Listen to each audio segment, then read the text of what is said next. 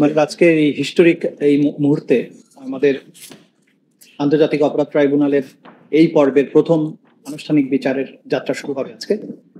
এই পর্বে আমাদের মাঝে আজকে রাষ্ট্রের প্রধান আইন কর্মকর্তা লার্নেড অ্যাটর্নি জেনারেল প্রেজেন্ট আছেন। শুরুতে আমি লার্নেড অ্যাটর্নি জেনারেলের কে কিছু বলার জন্য আমাদের পক্ষ থেকে আমরা অনুরোধ জানাচ্ছি। লার্নেড অ্যাটর্নি জেনারেলকে একটু শুনুন।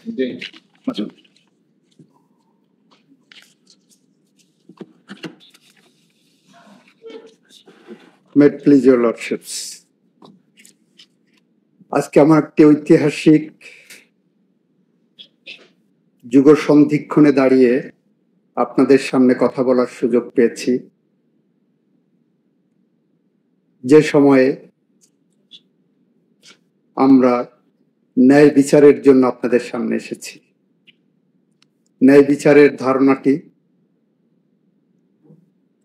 শুধুমাত্র রাষ্ট্রপক্ষই ন্যায় বিচার পাবে সেটা না। ন্যায় বিচারের ধারণা মানে দৃশ্যত আপনারা বাংলাদেশের জন্য, বাংলাদেশের মানুষের জন্য, বাংলাদেশের ভবিষ্যতের জন্য এমন একটি বিচার প্রক্রিয়া সম্পন্ন করবেন বলে প্রত্যাশা করি। সেরকম একটা বিচারের দ্বার প্রান্তে এসে আমরা আপনাদের সামনে কথা বলতে দাঁড়িয়েছি। আমরা ইতিহাসের পাতা খুললে দেখতে পাই বিশ্বের দেশে দেশে স্বৈরশাসকের জন্ম হয়েছে। আমরা ইতিহাসের পাতা খুললে দেখতে পাই বিশ্বের দেশে দেশে ফ্যাসিস্টদের জন্ম হয়েছে।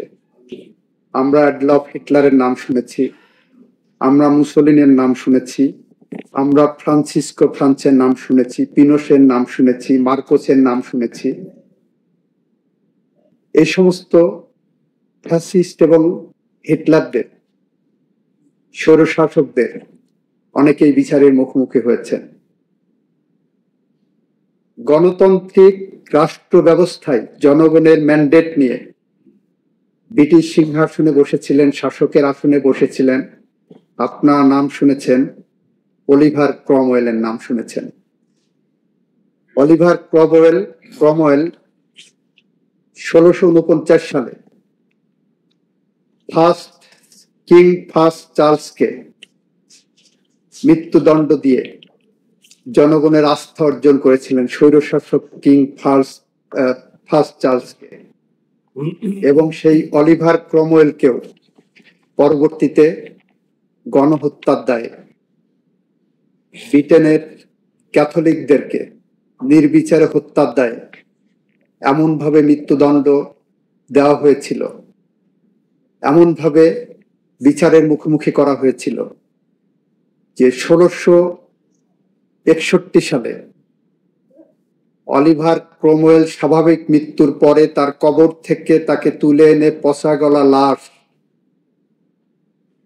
সেই পচা গলা লাশকে ফাঁসির কাষ্ঠে ঝুলিয়ে জনসম্মুখে দেখানো হয়েছিল গণহত্যার, মানবতাবিরোধী বিরোধী অপরাধের শাস্তি কি হওয়া উচিত।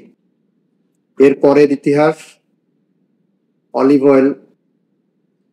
অলিভার ক্রমওয়েল তার পচা গলা দেহটাকে যখন কবরে পাঠিয়ে দিয়ে তার মাথার খুলির মধ্যে রড ঢুকিয়ে 20 বছর ওয়েস্টমিনিস্টারে ঝুলিয়ে রাখা হয়েছিল। 300 বছর পরে ক্যামব্রিজের সাসেক্স বিশ্ববিদ্যালয়ের গেটে সেই লাশকে সমাধিত করা হয়েছিল। কারণ এইটা ব্রিটেন সরকার, আজকের যে ব্রিটেনের সভ্যতা, সেই সভ্যতার সোপানে যতগুলো ন্যায় বিচারের মানদণ্ড ছিল তার অন্যতম ছিল গণহত্যার বিরুদ্ধে আগামী ব্রিটেন যাতে তার মানুষকে এভাবে হত্যা করতে না পারে সেরকম একটি বিচার করেছিল অলিভার ক্রমওয়েলের বিচারের মধ্য দিয়ে। সেদিন অলিভার ক্রমওয়েলের সাথে তার আর 2 জন সহকর্মীকে ফাঁসির আদেশ দেওয়া হয়েছিল। তার একজন ছিলেন হেনরি আয়ারটন, আর একজন ছিলেন জন ব্রাডশ।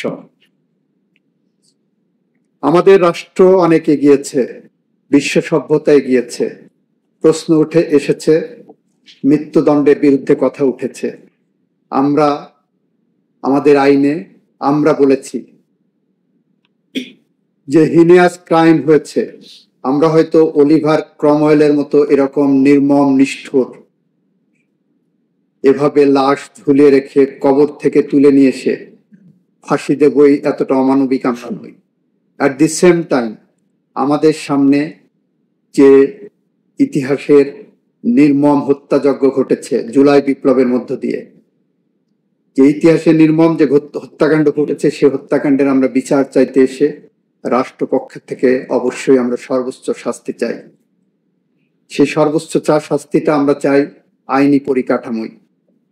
আমরা যে উপাদান আপনাদের সামনে প্রসিকিউশনের পক্ষ থেকে আনবে, সেই উপাদান যদি আপনারা দেখেন সাক্ষ্য প্রমাণের ভিত্তিতে ন্যায় বিচারের স্বার্থে বাংলাদেশের আগামী প্রজন্মকে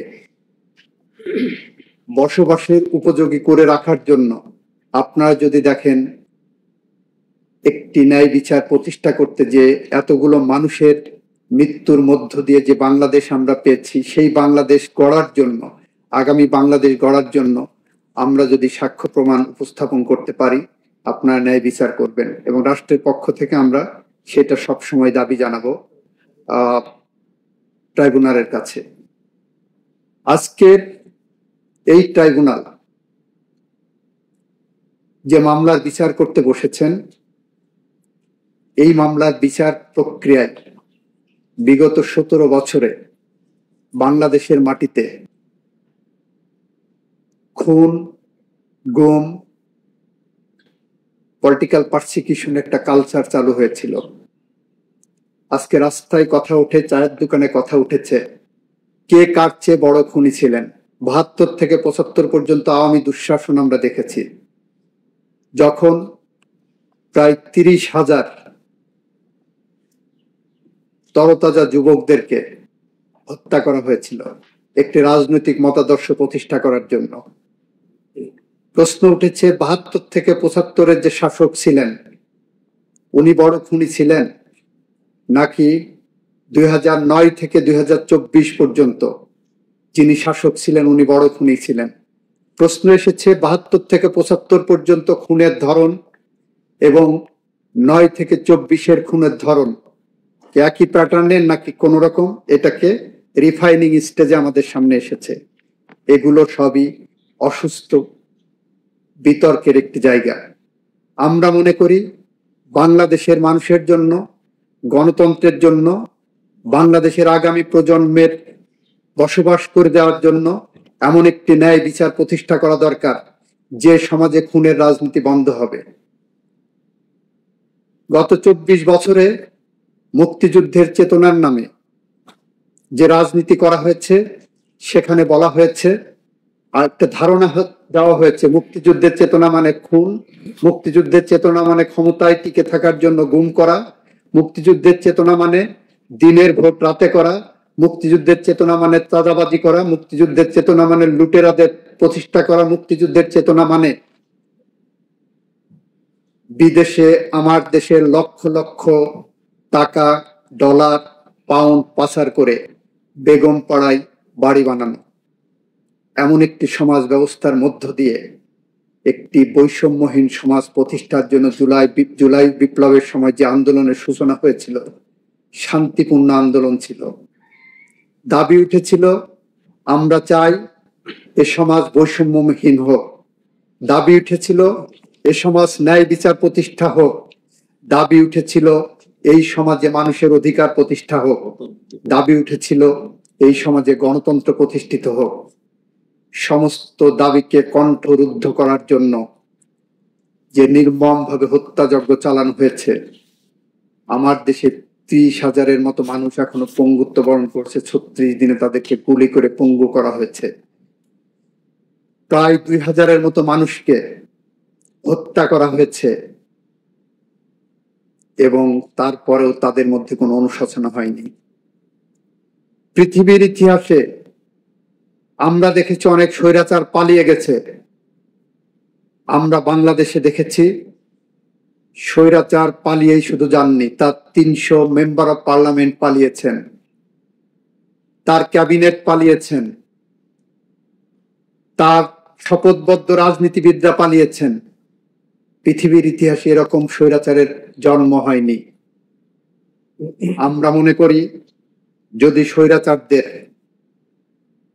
কোনো সমিতি করা হয়, তাহলে আজকে যে স্বৈরাচারের বিচারের মুখোমুখি এই রাষ্ট্র করেছে, যে খুনির বিচারের মুখোমুখি করেছে, সে সেই সমিতির সভাপতি হতে পারে।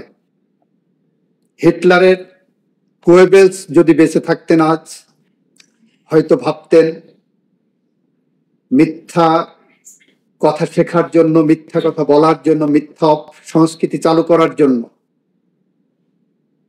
পিএইচডি করার প্রয়োজন।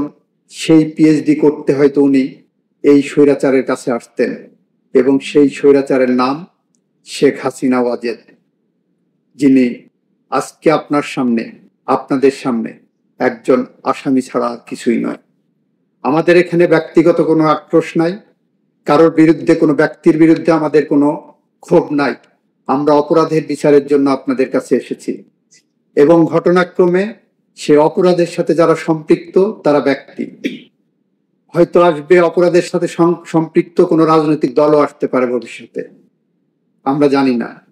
কিন্তু আমরা এতটুকু বলতে চাই, আমরা ন্যায় বিচার চাই, বাংলাদেশের মানুষের স্বপ্নের বিচার চাই, বাংলাদেশের মানুষের স্বপ্নের বাংলাদেশ চাই। যে বাংলাদেশ যদি আমরা গড়তে ব্যর্থ হই, তাহলে কবি হেলাল হাফিজের ভাষায় আমরা উত্তর পুরুষের ভীরু কাপুরুষের উপমা হয়ে থাকব। আমরা এই প্রজন্ম সেটা চাই না। আমরা চাই না বলেই আবু সাইদ মুগ্ধের রক্তের শপথ নিয়ে আমরা আপনাদের সামনে এসেছি। আমরা বলতে এসেছি, আবু সাইদরা যে রক্ত দিয়ে গেছে, যে বাংলাদেশ গড়ার প্রত্যয় দিয়ে গেছে, যে মশাল আমাদের হাতে দিয়ে গেছে, আমরা আমাদের জীবনের শেষ রক্তবিন্দু দিয়ে হলেও সেই মশালকে প্রজ্বলন রাখবো। ন্যায় বিচার প্রতিষ্ঠার পথ সুগম করব। সেই প্রতিষ্ঠায় ন্যায় বিচারে আইনি কাঠামোয় আমরা সর্বোচ্চ শাস্তি চাইব। সেই শাস্তির প্রক্রিয়ায় আমরা হয়তো অলিভার ক্রমওয়েলের মতো ওরকম নির্মম নিষ্ঠুর ভাবে ফাঁসি দেওয়ার পরেও 20 বছর শহরের মাঝখানে কোনো অপরাধীর মস্তিষ্ক রাখার ওই নির্মমতায় যেতে চাই না। আমরা আইনি প্রক্রিয়ার মধ্য দিয়েই এই বিচার শেষ করতে চাই। সবাইকে ধন্যবাদ। Much obliged. Thank you, Learned Attorney General, for your very momentous maiden speech. Much obliged.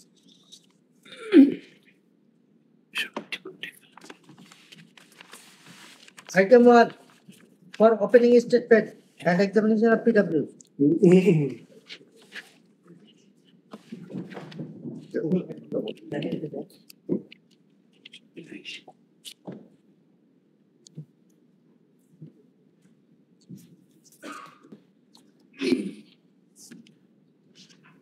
May it please this honorable tribunal. যে মামলাটি আজকে ওপেনিং স্টেটমেন্টের জন্য এবং প্রথম সাক্ষ্য গ্রহণের জন্য নির্ধারিত আছে, সেই মামলাটির তদন্ত শুরু হয়েছিল 16/10/2024 খ্রিস্টাব্দে। এই মামলার তদন্ত রিপোর্ট দাখিল হয়েছিল 12 মে 2025 খ্রিস্টাব্দে। এই মামলার অপরাধ আমলে গ্রহণ করা হয়েছিল 1/6 মানে 1 জুন 2025 খ্রিস্টাব্দে। আনুষ্ঠানিক অভিযোগ চার্জ ফ্রেম করা হয়েছিল 10/7/2025 তারিখে, এবং আজকে এই মামলাটির ওপেনিং স্টেটমেন্টের জন্য আছে, যেটা ইন্টারন্যাশনাল ক্রাইমস ট্রাইব্যুনালস অ্যাক্ট 1973 এর 10D ধারা মতে আমাদের একটা আইনি বাধ্যবাধকতা এই ওপেনিং স্টেটমেন্ট এই দিস অনারেবল ট্রাইব্যুনালের সামনে প্লেস করার জন্য। তাহলে আমি আমার ওপেনিং স্টেটমেন্টটা আমি ট্রাইব্যুনালের সামনে প্লেস করছি। মাননীয় ট্রাইব্যুনাল, আমি আজ এই মর্যাদাপূর্ণ ট্রাইব্যুনালের সম্মুখে দাঁড়িয়েছি একজন চিফ প্রসিকিউটর এবং রাষ্ট্রপক্ষের প্রধান আইনজীবী হিসেবে। বাংলাদেশের জনগণের পক্ষে কথা বলার গুরু দায়িত্ব আমার প্রতি অর্পিত হয়েছে। এই দায়িত্ব আমি কেবল আইনের সীমারেখায় নয়, নৈতিকতার দায়বদ্ধতায় পরিচালিত, যেখানে আমার কর্তব্য হলো ভুক্তভোগীদের উপর সংগঠিত অপরাধের বিবরণ তুলে ধরা এবং যে মহান উদ্দেশ্যে জুলাই বিপ্লব সংগঠিত হয়েছে তা রক্ষা করা। এই দায়িত্ব পালনে আমাকে সাহায্য করেছেন একদল নিবেদিত প্রাণ প্রসিকিউটর এবং তদন্তকারীরা, এবং আমাদের শক্তি জুগিয়েছেন সেই সব ভুক্তভোগীরা এবং তাদের পরিবারবর্গ। আজ আমরা সেই সব তথ্য প্রমাণই মহান আদালতে তুলে ধরবো, যেগুলো প্রমাণ করবে যে এই ঘটনাগুলো কোনো বিশৃঙ্খলার অন্ধকারে নয়, বরং পরিকল্পিতভাবে এবং সুনির্দিষ্ট লক্ষ্যে সংগঠিত হয়েছিল, যা আমাদের স্বপ্নগুলোকে ছিন্ন ভিন্ন করেছে, অগণিত প্রাণ কেড়ে নিয়েছে এবং এমন এক পথ তৈরি করেছে যার প্রতিচ্ছবি প্রজন্মের পর প্রজন্ম ধরে দৃশ্যমান হবে। বিচার চলাকালে আমরা প্রমাণ করব যে আসামিরা তাদের কার্যকলাপের মাধ্যমে এমন ভয়াবহ অপরাধ সংগঠিত করেছে যা বিশ্ব বিবেককে নাড়া দিয়েছে। আমাদের গুরু দায়িত্ব হলো এই অপরাধের জবাবদিহিতা নিশ্চিত করা এবং আগামী প্রজন্মের জন্য ন্যায় ভিত্তিক এক নিরাপদ ভবিষ্যৎ রচনা করা। এই ট্রাইব্যুনাল, বিশেষত এই বিচার প্রক্রিয়া, কেবল একটি আইনি বিরোধ নিষ্পত্তির মধ্যেই সীমাবদ্ধ নয়। এটি ধারণ করছে ন্যায় বিচারের জন্য এক জাতির আকাঙ্ক্ষা, পদদলিত অধিকার পুনঃপ্রতিষ্ঠার প্রত্যাশা এবং গোটা বিশ্বকে দেখিয়ে দেওয়ার দায়িত্ব যে বাংলাদেশ আইনের শাসন প্রতিষ্ঠায় বদ্ধপরিকর। আমরা আজ এমন এক বিচারের সূচনায় দাঁড়িয়ে আছি যা অত্যন্ত গুরুতর এবং ঐতিহাসিকভাবে তাৎপর্যপূর্ণ। এটি এমন একটি মামলা যা আমাদের জাতির বিবেক ও বিশ্ব মানবতার মনে প্রজন্মের পর প্রজন্ম ধরে অনুরণিত হবে।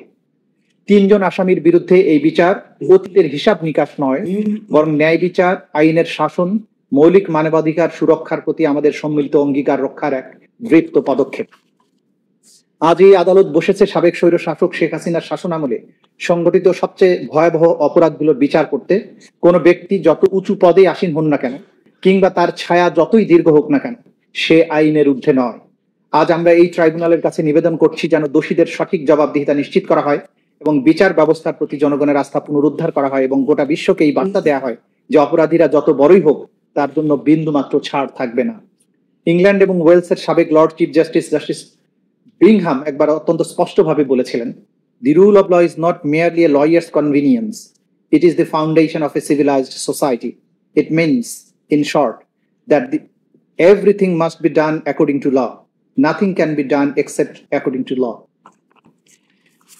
আসামির অনুপস্থিতিতে বিচার মানেই ন্যায় বিচার বঞ্চিত হওয়া নয়। এই ট্রাইব্যুনালের কার্যধারায় 2 জন আসামির অনুপস্থিতিতে বিচার কোনোভাবেই অপরাধীর জবাবদিহিতা নিশ্চিত করার জন্য বাধা হতে পারে না এবং হবে না। আমরা ইতিমধ্যে এই একজন স্টেট ডিফেন্স লয়ার নিয়োগ দিয়েছে 2 জন পলাতক আসামির জন্য। এই ট্রাইব্যুনাল দিয়েছেন। এই ট্রাইব্যুনাল আইন অনুযায়ী রায় প্রদানের পূর্ণ ক্ষমতা রাখে। 2 জন আসামি আদালতের ক্ষমতার কাছে আত্মসমর্পণ না করে বারবার অনুপস্থিত আছেন। স্পষ্টভাবে বলা প্রয়োজন, আসামিদের ইচ্ছাকৃত পলায়ন কিংবা কোনো বিদেশি রাষ্ট্রের নিষ্ক্রিয়তা এই ট্রাইব্যুনালের সত্য অনুসন্ধান এবং ন্যায় বিচার নিশ্চিতের গুরু দায়িত্ব পালনকে বাধাগ্রস্ত করতে পারবেন। ন্যায় বিচারের হাত দীর্ঘ, অনুপস্থিতি বা উদাসীনতা তাকে আটকাতে পারে না। ন্যায় বিচার নিশ্চিত করার অত্যাবশ্যকীয়তা। একটি সভ্য সমাজের মূল পরিচয় হলো যে সমাজের ন্যায় বিচার থাকবে, দুষ্টের দমন এবং শিষ্টের পালনের ব্যবস্থা থাকবে। আমরা দৃঢ়ভাবে প্রতিশ্রুতিবদ্ধ যে আসামিদের অধিকার সম্পূর্ণভাবে রক্ষা করা হবে এবং এই প্রক্রিয়ার প্রতিটি ধাপ জনসাধারণের জন্য উন্মুক্ত থাকবে। এর মধ্য দিয়ে আমরা প্রমাণ করব যে বাংলাদেশের ন্যায় বিচার প্রতিষ্ঠার স্পৃহা একটি জীবন্ত অঙ্গীকার যা প্রজন্মের পর প্রজন্ম ধরে চলমান থাকবে। এই ট্রাইব্যুনাল হোক আমাদের সম্মিলিত প্রতিজ্ঞার স্মারক। বিচারের ঐতিহাসিক গুরুত্ব। আমাদের জাতির আইন ও নৈতিকতার ইতিহাসে এই মামলা অভূতপূর্ব। এখানে অভিযোগকৃত অপরাধগুলো কোনো দূর অতীতের যুদ্ধের বিশৃঙ্খলায় বা সমাজের আইনহীন বিশৃঙ্খল প্রান্তরে ঘটেনি, বরং ঘটেছে আমাদের গণতন্ত্রের কেন্দ্রস্থলে, জনসমাগমে এবং জনপথগুলোতে, যেখানে জাতির তরুণেরা আশা, বিবেক ও ন্যায়সঙ্গত ও অন্তর্ভুক্তিমূলক ভবিষ্যতের দাবিতে সমবেত হয়েছিল। তাদের শান্তিপূর্ণ পরিবর্তনের আহ্বানকে সংলাপ বা ন্যায়পরায়ণতা দিয়ে কিংবা সংস্কার দিয়ে নয়, বরং বর্বরতা এবং দমন পীড়নের মাধ্যমে জবাব দেওয়া হয়েছিল। আওয়ামী লীগ শাসনের ঐতিহাসিক প্রেক্ষাপট। এই বিচারের প্রক্রিয়ার গুরুত্ব সম্পূর্ণভাবে বুঝতে হলে 2024 সালের জুলাই এবং আগস্ট মাসে সংঘটিত ঘটনাবলীকে বাংলাদেশের সাম্প্রতিক রাজনৈতিক ইতিহাসের বৃহত্তর প্রেক্ষাপটে দেখতে হবে। দীর্ঘদিন ধরে জাতীয় রাজনীতিতে প্রভাবশালী শক্তি হিসেবে আওয়ামী লীগ গণতান্ত্রিক পুনর্জাগরণ এবং উন্নয়নের মিথ্যা বাতাবরণ তৈরি করে পরপর কয়েক মেয়াদে তাদের শাসন ক্রমশ একদলীয় দুঃশাসন, মৌলিক মানবাধিকার হরণ, ভিন্নমত দমনের নিষ্ঠুর পন্থায় মানবতা বিরোধী অপরাধ সংগঠন করে গেছে। 2010-এর দশকের প্রথম দিকে দলটি ক্ষমতাসীন হওয়ার পর ইচ্ছেমতো সাংবিধানিক এবং আইনি পরিবর্তন আনয়নের মাধ্যমে ধীরে ধীরে সমস্ত ক্ষমতা প্রধানমন্ত্রীর কাছে কেন্দ্রীভূত করে। বিচার বিভাগ, আইন শৃঙ্খলা বাহিনী এবং গণমাধ্যম সমূহ গুরুত্বপূর্ণ রাষ্ট্রীয় প্রতিষ্ঠানগুলোকে সরাসরি নিয়োগ, বিধিনিষেধ এবং বাক স্বাধীনতা হ্রাসকারী আইনের মাধ্যমে সরকারের কঠোর নিয়ন্ত্রণে আনা হয়। সংসদ এবং জনগণের ভেতরের সমালোচকরা ভয়, ভীতি, আইনি হয়রানি অথবা রাজনৈতিক প্রক্রিয়া থেকে বহিষ্কারের শিকার হন। নাগরিক সমাজ এবং সাংবাদিকরা যদি সরকারের বিবৃতিকে প্রশ্নবিদ্ধ করতেন তবে তাদেরকে নজরদারি, সেন্সরশিপ এবং নির্বিচার গ্রেপ্তারের হুমকির মুখে পড়তে হতো। ক্রমশ বিরোধী দলগুলো প্রতিদ্বন্দ্বিতাপূর্ণ নির্বাচন থেকে দূরে নিক্ষিপ্ত হয়। নিবর্তনমূলক আইন এবং রাজনৈতিক কর্মকাণ্ড দমনে রাষ্ট্রযন্ত্রের আচরণের কারণে বিরোধী রাজনৈতিক দলগুলো কোণঠাসা হয়ে পড়ে। অংশগ্রহণমূলক গণতন্ত্রের পরিবর্তে তোষামতি এবং ভয়ের সংস্কৃতি জনগণের নিয়মতান্ত্রিক প্রতিবাদ এবং অনানুপাতিক শক্তি প্রয়োগের মাধ্যমে দমন করা হতো। এভাবে একসময় বহুমুখিতা এবং মুক্ত আলোচনার পরিবেশ ধীরে ধীরে সংকীর্ণ এবং স্তব্ধ হয়ে যায়। 2024 সালের মধ্যে এই পরিস্থিতি বিশেষত দেশের যুব ছাত্র সমাজের মধ্যে তীব্র হতাশার জন্ম দেয়, যারা ঐতিহ্যগতভাবে বাংলাদেশের গণতান্ত্রিক চেতনার মশাল বাহক। অধিকতর স্বচ্ছতা, একাডেমিক স্বাধীনতা, শান্তিপূর্ণ প্রতিবাদের অধিকারের দাবিতে তাদের আন্দোলন ধীরে ধীরে গতি পায় এবং শেষ পর্যন্ত জুলাই এবং আগস্ট মাসের গণবিক্ষোভ একটি অবিস্মরণীয় বিপ্লবে রূপান্তরিত হয়ে স্বৈরশাসককে দেশ থেকে পালাতে বাধ্য করে। মহাকাব্যিক এই বিপ্লবের মাধ্যমে বাংলাদেশে পুনরায় একটি ন্যায়ভিত্তিক, সমৃদ্ধি ও স্বপ্নে পরিপূর্ণ রাষ্ট্র গঠনের সুযোগ সৃষ্টি হয়েছে। আসামিদের বিরুদ্ধে আনিত অভিযোগ সমূহ: এই মামলায় 3 জন আসামি শেখ হাসিনা, আসাদুজ্জামান খান কামাল এবং চৌধুরী আব্দুল্লাহ মামুন। প্রসিকিউশনের মামলার মূল ভিত্তি হলো প্রত্যক্ষ প্রমাণের অপ্রতিরোধ্য শক্তি, সাবেক প্রধানমন্ত্রীর নিজের বক্তব্য, রেকর্ডকৃত অডিও এবং বিভিন্ন স্পষ্ট দিক নির্দেশনা যা তিনি ওই সংকটকালীন দিনগুলোতে দিয়েছেন। এগুলো কোনো পরোক্ষ প্রমাণ নয়, বরং অকাট্য এবং প্রত্যক্ষ প্রমাণ, যা সরকারের সর্বোচ্চ পর্যায়ে উদ্দেশ্য ও পরিকল্পনার এক বিরল এবং গোপন জানালা উন্মোচন করে। প্রসিকিউশন মনে করে এইসব নথি এবং অডিও প্রমাণ, সাবেক প্রধানমন্ত্রীর কার্যালয় থেকে প্রদত্ত বক্তব্য, নির্দেশনা এবং যোগাযোগ মামলাটিকে শক্ত ভিত্তি দেবে এবং আসামিদের কমন রেসপন্সিবিলিটি অকাট্যভাবে প্রমাণ করবে। শেখ হাসিনার একটি নির্দেশের ভাষা ছিল এরকম: শেখ হাসিনা বলছেন, দরকার নাই, ওটা দরকার নাই, আমি সেনা প্রধানের সাথে কথা বলেছি, ওরা রেডি থাকবে, ঠিক আছে। এখন তো আমরা অন্য করতেছি, ড্রোন দিয়ে ছবি নিচ্ছি এবং হেলিকপ্টার দিয়ে হচ্ছে, মানে কয়েক জায়গায়। অপর প্রান্ত থেকে তাপস বলছেন, তাহলে ওই কিছু ছবি দেখে পাকড়াও করা যায় না রাতের মধ্যে? শেখ হাসিনা, সবগুলোকে অ্যারেস্ট করেছি বলেছি রাত্রে। তাপস, হ্যাঁ, পাকড়াও করলে ওদেরকে। শেখ হাসিনা, না, ওটা বলা হয়ে গেছে, ওটা নিয়ে র্যাব, ডিজিএফআই, এনএসআই সবাইকে বলা হয়েছে, যে যেখান থেকে যে কয়টা পারবা ধরে ফেলো। তাপস, জি। শেখ হাসিনা, ওটা বলা আছে, আর যেখানে গ্যাদারিং দেখবে সেখানে এখন উপর থেকে করাচ্ছি, অলরেডি শুরু হয়েছে কয়েক জায়গায়। তাপস, জি। শেখ হাসিনা, হয়ে গেছে। তাপস, জি জি, মোহাম্মদপুর থানার দিকে মনে হয় ওরা যাচ্ছে, একটা আমাকে স্বরাষ্ট্রমন্ত্রী বলল। শেখ হাসিনা, মোহাম্মদপুর থানার দিকে? তাপস, হ্যাঁ। শেখ হাসিনা, ওখানে পাঠিয়ে দিক র্যাব রে। তাপস, জি, তাহলে আপনার নির্দেশনা লাগবে। উনি এখনো হ্যাঁ। শেখ হাসিনা, আমার নির্দেশনা দেওয়া আছে, ওপেন নির্দেশনা দিয়ে দিছি, এখন লিথাল ওয়েপন ব্যবহার করবে, যেখানে পাবে সোজাগুলি করবে। তদন্ত প্রতিবেদন এবং মৌখিক লিখিত প্রমাণ পর্যালোচনায় প্রাথমিকভাবে প্রমাণিত হয়েছে যে 2024 সালের 1 জুলাই থেকে 5 আগস্ট সময়ের মধ্যে প্রধানমন্ত্রী সরকারি বাসভবন থেকে শুরু করে সারা দেশব্যাপী আসামি শেখ হাসিনা, আসাদুজ্জামান খান কামাল, চৌধুরী আব্দুল্লাহ মামুন এবং আন্তর্জাতিক অপরাধ ট্রাইব্যুনাল আইন 1973-এর 3(2)(a), GH ধারা এবং 4(1), 4(2), 4(3) ধারার অধীনে মানবতা বিরোধী অপরাধ সংগঠন করেছে, যা এই আইনের 20(2) এবং 20(ক) ধারায় দণ্ডনীয়। প্রসিকিউশন এই ট্রাইব্যুনালে প্রমাণ করবে যে 2024 সালের জুলাই এবং আগস্ট মাসে ক্ষমতাসীন আওয়ামী লীগ সরকার শান্তিপূর্ণ ছাত্র জনতার আন্দোলন এবং রাজনৈতিক ভিন্ন মতাবলম্বীদের দমন ও নির্যাতনের লক্ষ্যে টার্গেট করে বৈষম্য বিরোধী ছাত্র আন্দোলনে অংশগ্রহণকারী নিরীহ ও নিরস্ত্র ছাত্র জনতা, বিরোধী রাজনৈতিক দলের নেতাকর্মী, বিশেষ করে বিএনপি, জামাত এবং অন্যান্য দলের সাথে সম্পৃক্ত ব্যক্তিবর্গ এবং সাধারণ জনগণ যারা এই আন্দোলনে অংশ নিয়েছিল, তাদের উপর নানাবিধ হামলা, নির্যাতন, দমন নীতি, গণগ্রেপ্তার, আইনি হয়রানি, ভয়ভীতি প্রদর্শন, সহিংসতা চালায়। আন্দোলনের সমর্থক চিকিৎসক, আইনজীবী, সাংবাদিক, মানবাধিকার কর্মী, শিক্ষাবিদ, অনলাইন সমালোচক, সাধারণ নাগরিকরা এই দমন পীড়ন এবং গ্রেপ্তার ও হয়রানির শিকার হন। আওয়ামী লীগ শাসনামলে রাষ্ট্রীয় নিরাপত্তা ও গোয়েন্দা সংস্থার সহযোগিতায় একটি সমন্বিত প্রাতিষ্ঠানিক দমন নীতি গড়ে তোলা হয়। সেনাবাহিনীর গোয়েন্দা অধিদপ্তর DGFI, জাতীয় নিরাপত্তা গোয়েন্দা সংস্থা NSI, counter terrorism and transnational crime CTTC, special branch SB এবং পুলিশের গোয়েন্দারা অত্যাধুনিক তথ্য প্রযুক্তি ব্যবহার করে নিয়মিত নজরদারি চালাত। বিরোধী মত ও প্রতিবাদ দমন করার কৌশলের হয়ে তারা একটি বিশেষ নজরদারি সংস্থা national telecommunication and monitoring centre NTMC গঠন করে। প্রথমে র্যাবের গোয়েন্দা ইউনিট এবং DGFI এই কার্যক্রম পরিচালনা করত। তখন এর নাম ছিল ন্যাশনাল মনিটরিং সেন্টার। বাইরে থেকে এই প্রতিষ্ঠান অপরাধ শনাক্তের জন্য বৈধ নজরদারি চালায় বলে দাবি করলেও গোপনে এটি ব্যবহার করা হতো বিরোধী রাজনৈতিক নেতৃবৃন্দ, ভিন্ন মতাবলম্বী এবং সরকারের অবৈধ কর্মকাণ্ড প্রকাশকারী ব্যক্তিদের উপর নজরদারির জন্য। বিশেষত জুলাই আগস্টের গণ অভ্যুত্থানের সময় ড্রোন, ফোনে আড়ি পাতা, লোকেশন ট্র্যাকিং প্রযুক্তি ব্যবহার করে প্রতিবাদকারীদের শনাক্ত করা হয়, দমনমূলক ব্যবস্থা নেওয়া হয়। পাশাপাশি আওয়ামী লীগ ও তার সহযোগী সংগঠন, ছাত্রলীগ, যুবলীগ স্থানীয় পর্যায়ে সশস্ত্র ক্যাডার নিয়োগ করে আন্দোলনকারীদের চিহ্নিত করে। এসব গোয়েন্দা তথ্যের ভিত্তিতে আইন শৃঙ্খলা বাহিনী, বিশেষ করে পুলিশ ও র্যাব দমন অভিযান, গ্রেপ্তার, সহিংস হামলা চালায়। এইসব কর্মসূচি সরাসরি তৎকালীন ফ্যাসিবাদী প্রধানমন্ত্রী শেখ হাসিনার সরাসরি নির্দেশ এবং তখনকার সড়ক পরিবহন ও সেতু মন্ত্রী ওবায়দুল কাদের, স্বরাষ্ট্রমন্ত্রী আসাদুজ্জামান খান কামাল, তৎকালীন আইজিপি চৌধুরী আব্দুল আল মামুন এবং অন্যান্য রাজনৈতিক নেতা, প্রশাসনিক কর্মকর্তা, তাদের অধীনস্থ কর্মকর্তা এবং নিরাপত্তা বাহিনীর মাধ্যমে কার্যকর করা হয়। তৎকালীন আওয়ামী লীগ সরকার রাষ্ট্রযন্ত্রের পূর্ণ শক্তি ব্যবহার করে শান্তিপূর্ণ আন্দোলনের বিরুদ্ধে নজিরবিহীন দমন অভিযান চালায়। Police, RAB, APBN, answer, BGB এবং সীমিতভাবে সশস্ত্র বাহিনীর সদস্যরা বিরোধীদের দমন করতে নিয়োগ দেওয়া হয়। এর পাশাপাশি ডিজিএফআই, এনএসআই, এসবি, সিটিটিসি, গোয়েন্দা শাখা, সোয়াত ইউনিটকে সাধারণ ছাত্র, সাধারণ মানুষের বিরুদ্ধে ব্যাপক সহিংসতা সংঘটিত করার জন্য মোতায়েন করা হয়। আওয়ামী লীগের সহযোগী সংগঠন, বিশেষত ছাত্রলীগ ও যুবলীগের সশস্ত্র ক্যাডাররা এই দমন অভিযানে সক্রিয়ভাবে অংশ নেয়, যা সহিংসতা ও রাষ্ট্রীয় সন্ত্রাস আরো তীব্র করে তোলে। 2024 সালের 1 জুলাই থেকে 15 আগস্ট পর্যন্ত সময়ে রাষ্ট্রীয় নিরাপত্তা বাহিনী এবং শাসক দলের সশস্ত্র ক্যাডারদের হাতে 15 আগস্ট 5 আগস্ট শাসক দলের সশস্ত্র ক্যাডারদের হাতে আনুমানিক 1400 এর বেশি মানুষ নিহত হয়। নিহতদের মধ্যে প্রায় 12 থেকে 13% ছিল শিশু। নিরাপত্তা বাহিনী নির্বিচার মারাত্মক ও কম মারাত্মক উভয় ধরনের অস্ত্র ব্যবহার করে।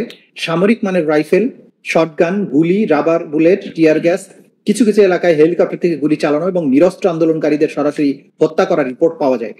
হাজারো আন্দোলনকারী পথচারী সংগঠকদের বিনা পরোয়ানায় গ্রেপ্তার করা হয়, যাদের মধ্যে শিশু, নারী ও স্বাস্থ্যকর্মীরাও ছিল।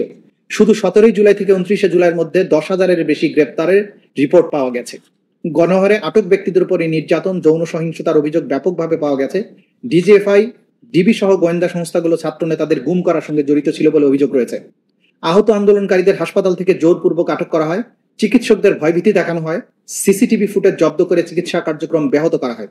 নারী আন্দোলনকারীদের ধর্ষণের হুমকি, শারীরিক নিপীড়ন, সামাজিক হেনস্থার শিকার হতে হয়। এই ঘটনাগুলোর সঠিক তদন্ত শুরু করার পরিবর্তে সরকার নিরাপত্তা বাহিনীকে দায় মুক্তি দেয়। মানবাধিকার সংস্থা হিউম্যান রাইটস ওয়াচ অন্যান্য সংস্থার পর্যবেক্ষণ অনুযায়ী আওয়ামী লীগ সরকার, আইন শৃঙ্খলা বাহিনী এবং তাদের সহযোগী সংগঠন কর্তৃক পরিচালিত এই সমন্বিত দমন অভিযান আন্তর্জাতিক মানবাধিকার আইনের সুস্পষ্ট লঙ্ঘন এবং মানবতা বিরোধী অপরাধের শামিল। প্রসিকিউশন শুরুতেই এটা স্পষ্ট করেছে যে এই মামলার পূর্ববর্তী সরকারের পুরো মেয়াদের সব অপরাধকে অন্তর্ভুক্ত করা হয়নি, বরং এখানে লক্ষ্য স্থির করা হয়েছে গত গ্রীষ্মে সংগঠিত ভয়াবহ ঘটনাবলীর উপর, যখন রাষ্ট্রীয় দমন পীড়নের ঢেউ অন্তত 1400 শান্তিপূর্ণ ছাত্র আন্দোলনকারী জীবন কেড়ে নেয়। এই বিচার প্রক্রিয়ার লক্ষ্য এবং সীমারেখা সুস্পষ্ট। আমরা জুলাই আগস্ট 2024 সালের গণ অভ্যুত্থানের সেই সব ভুক্তভোগীদের জন্য ন্যায় বিচার চাই, যাদের জীবন ও স্বপ্ন এই সহিংসতার কারণে নির্মমভাবে ধ্বংস হয়ে গেছে। প্রসিকিউশন 11টি প্রতীকী ঘটনার উপর তার মামলা কেন্দ্রীভূত করবে, যেগুলো অত্যন্ত নিখুঁতভাবে বাছাই করা হয়েছে, যাতে আন্তর্জাতিক আইনে স্বীকৃত মানবতা বিরোধী অপরাধের প্রতিটি উপাদান প্রমাণিত হয়। এই ঘটনাগুলোর মাধ্যমে প্রসিকিউশন দেখাবে যে বেসামরিক জনগণের উপরে সংঘটিত আক্রমণগুলো ছিল ব্যাপক মাত্রার, পদ্ধতিগত এবং সুনির্দিষ্টভাবে পরিকল্পিত। প্রতিটি ঘটনা হবে একটি দৃষ্টিকোণ, যার মাধ্যমে ট্রাইব্যুনাল দেখতে পাবেন কিভাবে হত্যা, নিপীড়ন, নির্যাতন, নির্বিচার আটক, যৌন সহিংসতা ইত্যাদি অপরাধ রাষ্ট্রীয় সমস্ত প্রতিষ্ঠানগুলোকে ব্যবহার করে সুপরিকল্পিতভাবে এবং ব্যাপক মাত্রায় সংগঠন করা হয়েছে। এই 11টি ঘটনার বিস্তারিত বিশ্লেষণের মাধ্যমে প্রসিকিউশন সন্দেহাতীতভাবে প্রমাণ করবে যে ব্যাপক বা পদ্ধতিগত আক্রমণ, যা রাষ্ট্রীয় নীতির অংশ হিসাবে বেসামরিক জনগণকে লক্ষ্যবস্তু করে চালানো হয়েছিল, তা মানবতা বিরোধী অপরাধের সমস্ত শর্ত পূরণ করেছে। আমরা দেখাবো যে দমনমূলক ব্যবস্থাগুলো ইচ্ছাকৃতভাবে পরিকল্পিত এবং ব্যাপক মাত্রায় সংগঠিত হয়েছিল এবং অভিযুক্তদের দায় নিয়ে কোনো সন্দেহের অবকাশ নেই এবং থাকবে না। শান্তিপূর্ণ ছাত্র আন্দোলনকারীদের বিরুদ্ধে বর্বরতা স্পষ্টভাবে বলা প্রয়োজন। এই প্রসিকিউশনের মামলা কোনো বিমূর্ত আইনের নীতি নয়, বরং তরুণীদের জীবনে ঘটে যাওয়া জীবন্ত বাস্তবতা। এদেশের ছাত্র তরুণেরা স্বপ্ন, আশা, আদর্শবাদ এবং ভবিষ্যৎ গড়ার অবিচল বিশ্বাসে অনুপ্রাণিত ছিল। তাদের মৌলিক অধিকার, সমাবেশ ও মত প্রকাশের স্বাধীনতার চর্চা করছিল এবং তারা রাষ্ট্রীয় বাহিনীর লক্ষ্যবস্তুতে পরিণত হয়েছিল, যা শেখ হাসিনার প্রত্যক্ষ নির্দেশে পরিচালিত হয়েছিল। আসামিদের বিরুদ্ধে গৃহীত প্রমাণ শুধু বিশ্বাসযোগ্যই নয়, বরং তা অকাট্য, স্বতন্ত্র ব্যাখ্যার ঊর্ধ্বে। এই ট্রাইব্যুনালের সামনে যে প্রমাণ উপস্থাপন করা হবে তা অস্পষ্ট তথ্যের বিচ্ছিন্ন কোনো টুকরা নয়, বরং এক অবিচ্ছিন্ন ও সুদৃঢ় প্রমাণ শৃঙ্খল, যার প্রতিটি অংশ পরবর্তী অংশকে আরো শক্তিশালী করে।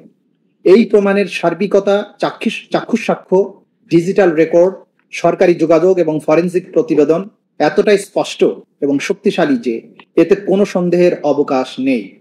এই নিঃসন্দেহ এবং অকাট্য প্রমাণই সন্দেহাতীতভাবে প্রমাণ করবে শেখ হাসিনার অপরাধ এবং সহ আসামিদের দায়বদ্ধতা। প্রধান প্রমাণাবলী যেগুলো আমরা এই ট্রাইব্যুনালের সামনে উপস্থাপন করবো সেগুলো হচ্ছে চাক্ষুষ সাক্ষ্য। বহু ছাত্র, শিক্ষক এবং প্রত্যক্ষদর্শী সাক্ষ্য দেবেন যে আইন শৃঙ্খলা রক্ষাকারী বাহিনীর সমন্বিত অভিযানে কিভাবে শান্তিপূর্ণ সমাবেশে অতিরিক্ত শক্তি প্রয়োগ করা হয়।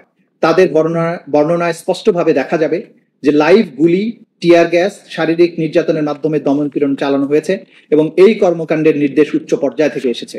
সরকারি যোগাযোগ, প্রধানমন্ত্রীর কার্যালয় ও মন্ত্রিসভার বৈঠক থেকে প্রেরিত নির্দেশনাবলী যা ডিজিটাল ফরেনসিকের মাধ্যমে প্রমাণিত হয়েছে সেগুলো উপস্থাপন করা হবে।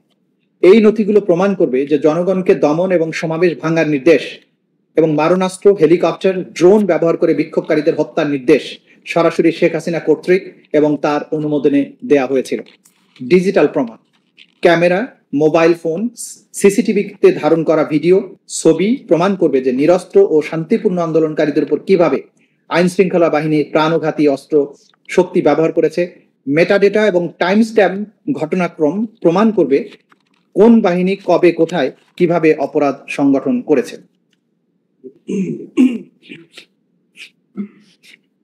মেডিকেল এবং ফরেনসিক প্রতিবেদন, ময়নাতদন্ত হাসপাতালের রিপোর্টে ছাত্রদের উপর চালানো ভয়াবহ সহিংসতার প্রমাণ রয়েছে। ক্ষত এবং আঘাতের ধরন নির্দেশ করে এগুলো রাষ্ট্রীয় বাহিনীর কার্যকলাপের সঙ্গে সরাসরি সম্পর্কযুক্ত।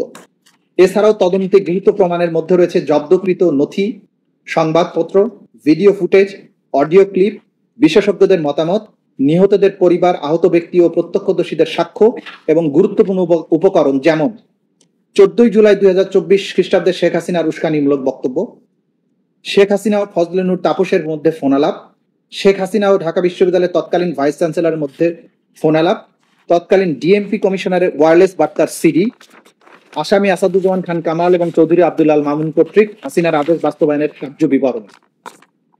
তদন্তে প্রমাণিত হয়েছে যে তৎকালীন প্রধানমন্ত্রী শেখ হাসিনা, তৎকালীন স্বরাষ্ট্রমন্ত্রী আসাদুজ্জামান খান কামাল, তৎকালীন আইজিপি চৌধুরী আব্দুল আল মামুন 2024 সালের 1 জুলাই থেকে 5 আগস্ট পর্যন্ত সময়ে ইচ্ছাকৃতভাবে এবং সম্পূর্ণ জ্ঞাতসারে শান্তিপূর্ণ, নিরীহ এবং নিরস্ত্র ছাত্রদের বিরুদ্ধে দেশব্যাপী ব্যাপক মাত্রায় ও পদ্ধতিগত ওয়াইড স্প্রেড অ্যান্ড সিস্টেম্যাটিক হামলা চালায়। এর মধ্যে ছিল প্রাণঘাতী অস্ত্র, হেলিকপ্টার, ড্রোন এবং অন্যান্য মারণাস্ত্রের ব্যবহার, উস্কানি, ষড়যন্ত্র ও পরিকল্পিতভাবে ছাত্র আন্দোলন দমন, 1400-এর বেশি মানুষকে হত্যা, হত্যার চেষ্টা, হাজারো ছাত্রকে গুরুতর আহত ও পঙ্গু করা, বেআইনি আটক, নির্যাতন, মিথ্যা মামলা, অপহরণ, মৃত ও আহতদের পুড়িয়ে ফেলা, চিকিৎসা সেবা বাধাগ্রস্ত করা, জানাজা ও দাফন প্রতিরোধ করা, চিকিৎসকদের উপরে চাপ সৃষ্টি করে মৃত্যুর কারণ বিকৃত করা, অজ্ঞাত লাশ হিসেবে দাফন বাধ্য করা, জোরপূর্বক স্বীকারোক্তি আদায়, হাসপাতালে আহতদের উপর পুনরায় হামলা, নারী আন্দোলনকারীদের উপরে যৌন সহিংসতা।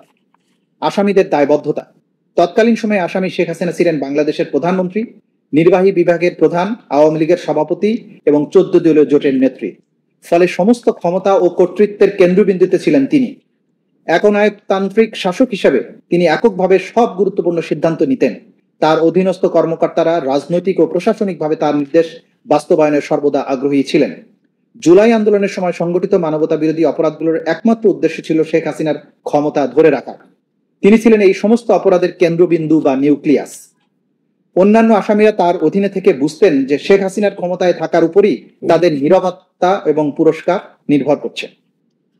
আসামি আসাদুজ্জামান খান কামাল স্বরাষ্ট্রমন্ত্রী হিসেবে ছিলেন আওয়ামী লীগের একজন সিনিয়র নেতা এবং নীতি নির্ধারক এবং কথিত গ্যাং অফ 4 এর সদস্য। আন্দোলন দমনের সমস্ত সিদ্ধান্ত তার ধানমন্ডির বাসভবনে অনুষ্ঠিত কোর কমিটি থেকে নেওয়া হতো। তিনি দেশের আইন শৃঙ্খলা রক্ষাকারী বাহিনীর পূর্ণ নিয়ন্ত্রণে ছিলেন। আসামি চৌধুরী আব্দুল আল মামুন তৎকালীন আইজিপি স্বরাষ্ট্রমন্ত্রীর একনিষ্ঠ সহযোগী হিসাবে আইন শৃঙ্খলা বাহিনীর প্রত্যক্ষ নিয়ন্ত্রক ছিলেন।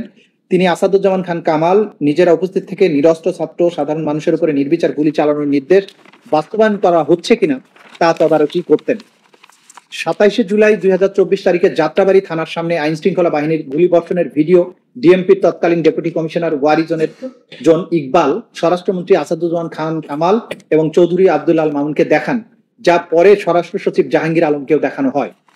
প্রধানমন্ত্রী শেখ হাসিনা, স্বরাষ্ট্রমন্ত্রী আসাদুজ্জামান খান কামাল, আইজিপি আব্দুল্লাহ আল মামুন এই তিনজনই সর্বোচ্চ কর্তৃত্বের আসনে থেকে যৌথ অপরাধমূলক পরিকল্পনা, জয়েন্ট ক্রিমিনাল এন্টারপ্রাইজ এবং কমান্ড রেসপন্সিবিলিটির মাধ্যমে তাদের অধীনস্থ বাহিনী এবং দলের সশস্ত্র ক্যাডারদের নিয়ে দেশব্যাপী প্রাণঘাতী হামলার নির্দেশ দেন। এর ফলেই 1400-এর বেশি নিরপরাধ ও নিরস্ত্র ছাত্র আন্দোলনকারী নিহত হয়। তদন্তে গৃহীত প্রমাণের ভিত্তিতে এই তিনজনের কার্যকলাপ স্পষ্টভাবে দেখায় যে তারা আন্তর্জাতিক অপরাধ ট্রাইব্যুনাল আইন 1973-এর 4-2, 4-3 ধারায় অনুযায়ী দায়বদ্ধ, কারণ তারা 3-2 ধারার অধীনে সংগঠিত অপরাধের জন্য সর্বোচ্চ কমান্ড রেসপন্সিবিলিটি বহন করেন। ন্যায় বিচার ও জবাবদিহিতার পরীক্ষা। এই মামলার মূল প্রতিপাদ্য আইনের শাসনের সেই মূলনীতি যে কারো পদমর্যাদা বা পূর্বের অবস্থান যাই হোক না কেন, কেউই আইনের ঊর্ধ্বে নয়। শেখ হাসিনা একসময় দোর্দণ্ড প্রতাপের অধিকারী ছিলেন, কিন্তু তিনি আজ বিচারের কাঠগড়ায়। এটি একটি শক্ত বার্তা দেয় যে জবাবদিহিতা কোনো স্বেচ্ছাধীন বিষয় নয় এবং দায় মুক্তি কোনোভাবেই সহ্য করা হবে না। এই মামলা আমাদের জাতির আইন ও নৈতিকতার ইতিহাসে নজিরবিহীন। যুদ্ধ বা বিশৃঙ্খলার সময়ে সংগঠিত অপরাধের বিপরীতে এই অভিযোগগুলো দেশের গণতন্ত্রের কেন্দ্রস্থলে সংগঠিত ভয়াবহ ক্ষমতার অপব্যবহারের উপরে কেন্দ্রীভূত, যেখানে নাগরিকরা, বিশেষত ছাত্ররা, শান্তিপূর্ণভাবে উন্নত ভবিষ্যতের প্রত্যাশায় রাজপথে শান্তিপূর্ণ বিক্ষোভে নেমেছিল। প্রসিকিউশনের মূল অভিযোগের কেন্দ্রে রয়েছে শান্তিপূর্ণ বিক্ষোভে অংশ নেওয়া ছাত্রদের বিরুদ্ধে সংগঠিত ভয়াবহ অপরাধ, যেসব ছাত্র জাতির বিবেক ও আকাঙ্ক্ষার প্রতীক। এই মামলা সমাবেশ, মত প্রকাশ, শান্তিপূর্ণ প্রতিবাদের অধিকারের মৌলিক গুরুত্বকে তুলে ধরে। যখন রাষ্ট্রীয় কর্মকর্তারা, বিশেষ করে সর্বোচ্চ পদ থেকে, এই অধিকার লঙ্ঘন করে, তখন তা গণতন্ত্র এবং আইনের শাসনের গুরুতর ভাঙনকে নির্দেশ করে। এই বিচার অতীতের হিসাব মেটানো নয়, এটি বিচার ব্যবস্থার জন্য জনগণের আস্থা পুনঃস্থাপনের একটি প্রক্রিয়া। সবচেয়ে ক্ষমতাবান ব্যক্তিদেরও জবাবদিহিতার আওতায় এনে ট্রাইব্যুনাল প্রমাণ করতে পারে যে ন্যায় বিচার নিরপেক্ষ, দৃঢ় এবং অনিবার্য। শেখ হাসিনা অভিযুক্ত হলেও এই বিচার প্রক্রিয়া তাকে এবং তার 2 সহ আসামিকে ন্যায়সঙ্গত বিচার নিশ্চিত করবে এবং বিচার জাতীয় আন্তর্জাতিক স্ট্যান্ডার্ড মেনে পরিচালিত হবে। এর ফলে ন্যায় বিচারের নীতির প্রতি অঙ্গীকার আরো সুদৃঢ় হবে। সবশেষে এই মামলা প্রজন্মের পর প্রজন্ম ধরে মানবাধিকার, গণতন্ত্র, ন্যায় বিচারের পক্ষে এক অটল সংগ্রামের সাক্ষ্য হয়ে থাকবে। এটি হবে জাতির নৈতিক এবং আইনি অগ্রগতির এক মানদণ্ড এবং সেই সব দেশের জন্য আলোকবর্তিকা যারা জবাবদিহিতা ও ন্যায় বিচার নিশ্চিত করার ক্ষেত্রে চ্যালেঞ্জের মুখোমুখি। এই মামলাটি শুধুমাত্র নির্দিষ্ট অভিযোগের নিষ্পত্তির জন্যই গুরুত্বপূর্ণ নয়, বরং ন্যায় বিচার, গণতন্ত্র ও মানবিক মর্যাদার সেই মূল্যবোধকে প্রতিষ্ঠার জন্য গুরুত্বপূর্ণ, যা জাতীয় ও আন্তর্জাতিক আইনের কেন্দ্রবিন্দু। নুরেমবার্গ ট্রায়ালে বিচারপতি রবার্ট এইচ জ্যাকসন এই বলে সতর্ক করেছিলেন যে the ultimate step in avoiding periodic wars which are inevitable in a system of international lawlessness is to make statesmen responsible to law. The wrongs which we seek to condemn and punish have been so calculated, so malignant and so devastating that civilization cannot tolerate their being ignored because it cannot survive their being repeated. মাননীয় tribunal, এখন আমি এই ট্রাইব্যুনালের সামনে 2টো video clip উপস্থাপনের জন্য অনুমতি প্রার্থনা করছি।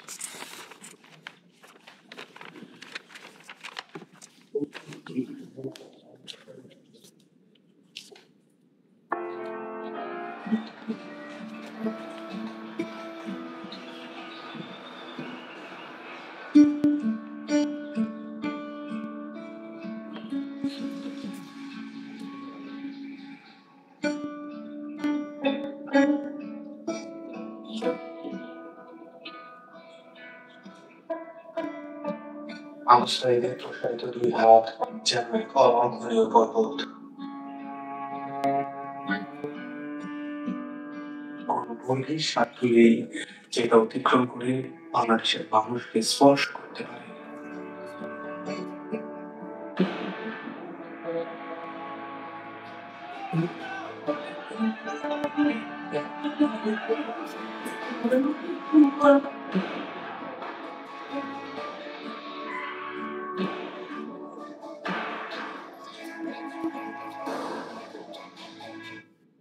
My train is coming in 2 minutes. Enough time to lower my rent by 5,000 euros. I mean, check it out.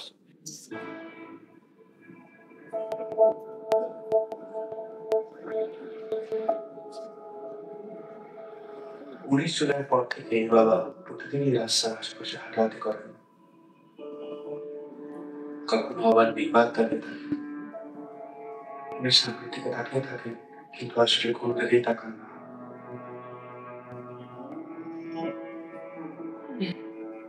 যেসব রাস্তা দিয়ে ওনার ছেলে হাঁটতো, ওইসব রাস্তায় উনি দাঁড়ালে ওনার ছেলের ভালো।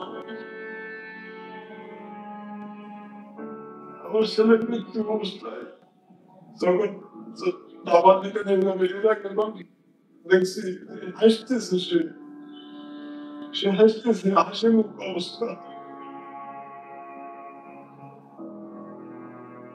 এই ধরনের কাজ করতো, শুধু বাবার কিভাবে একটু সাহায্য করে, কোনো আজেবাজে আড্ডাতে ছিল না। ওই সারাদিন শুধু কলেজ থেকে আসে ও একটু করে বিকেল বেলা একটু বন্ধু বান্ধব নিয়ে ক্রিকেট খেলতো, ক্রিকেটের পাগল।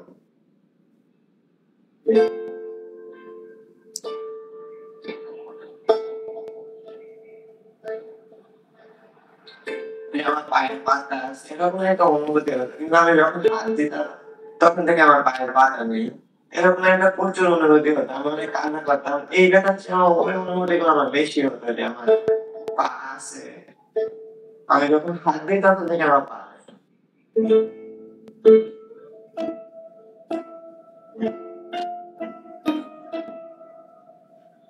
হসপিটালে অল্প কিছুদিন হলো আসলাম।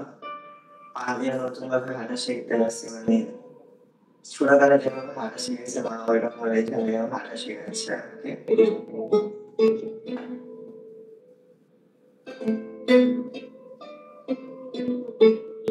এই যে প্রতিবন্ধী কিশোর 7 বছরের বাচ্চা ল্যাংড়া মানুষ যদি সংগ্রামে নামতে পারে, তাহলে আমি কেন বসে থাকবো ঘরে? একদিন তো মরতেই হবে। মৃত্যুর ভয় করে স্বার্থ করার মতো ঘরে বসে না থেকে গুলি খেয়ে বিনার মতো মৃত্যু অধিক শ্রেষ্ঠ।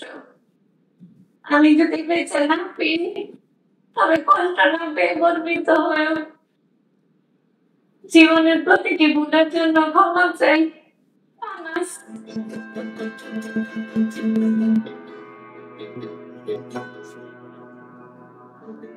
আমার সন্তানের বুকে গুলি লাগছে আর ছিদ্রটা হয়েছে আমার কলিজা। আল্লাহ পাক যতদিন আমাকে হায়াত দিছে আমি এই হাহাকার নিয়ে বেঁচে থাকবো।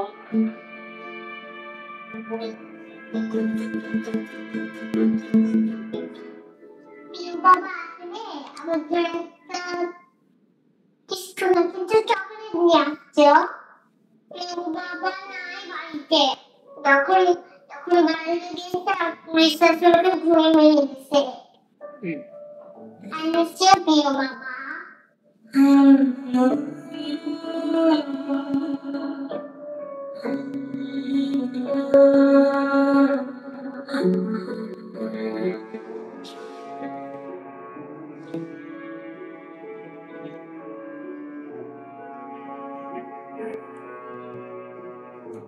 আমাদের চ্যাম্পারের মধ্যে বক্তব্য দিছিল যে আমরা কোন সরকার বিরোধী আন্দোলন করবো না, আমরা নিজের অধিকার বলা পরে মোমেন বন্ধুয়া ওই ছাত্রলীগের লিডার ছিল, তাই গলা চিনিতেছিল, গালো কথা বলছে। এখন ওই জন্যই জেদ ধরে শহীদ হলো কি এখন ওনার ব্যাখ্যাটা আর আমি জানি।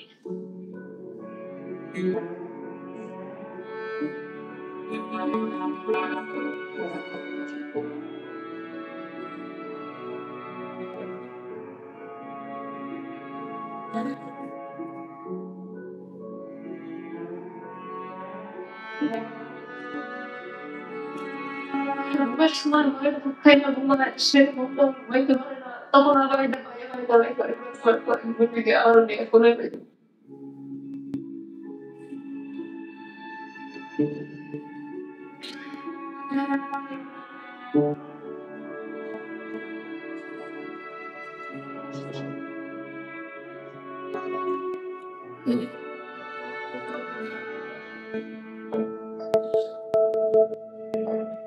এখানে এসে যখন দেখেছি এখানে সবসময় ভাইয়ের পড়াশোনা করতো, এই বিছানাতে থাকতো। এখন যখন দেখি অনলাইন তখন একটা শূন্যতা কাজ করে মনের মধ্যে। খারাপ লাগে যখন দেখেছে ভাইয়ের এরমে নাই। এই ছবিটা 18 জুলাই আমার আন্টি নাদিয়া খান ফেসবুকে পোস্ট করেছিল।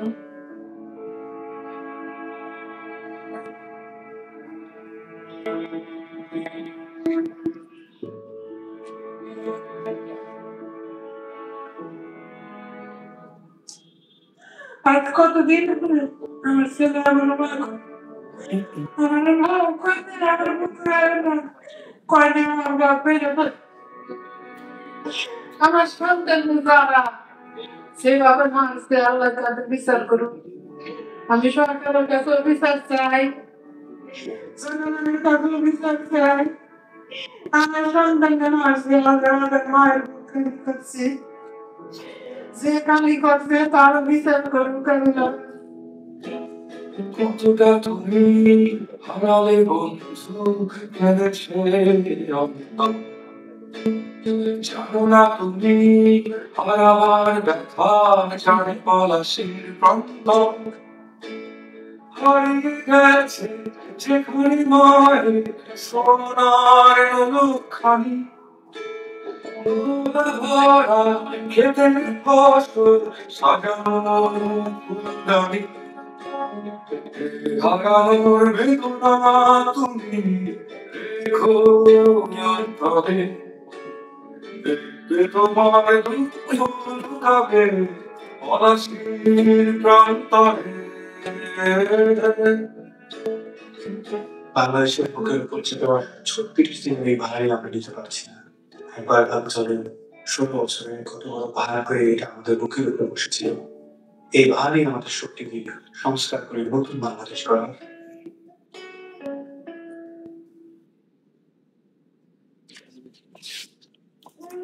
সেকেন্ড টার্ম আমরা দ্বিতীয় যে ভিডিওটা দেখাবো সেটা হচ্ছে আমাদের প্রথম সাক্ষী তিনি যখন গুলি খেয়ে পড়ে যান সেই সময়ের দৃশ্যটা।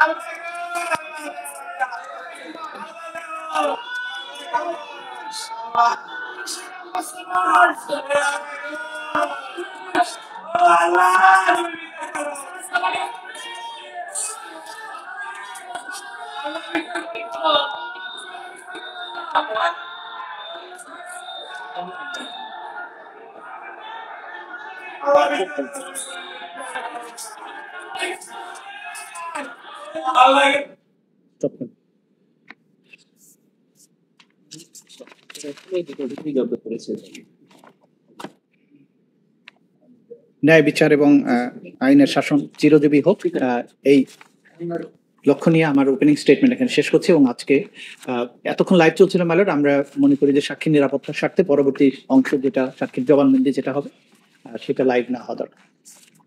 মাছ অবলিস্ট।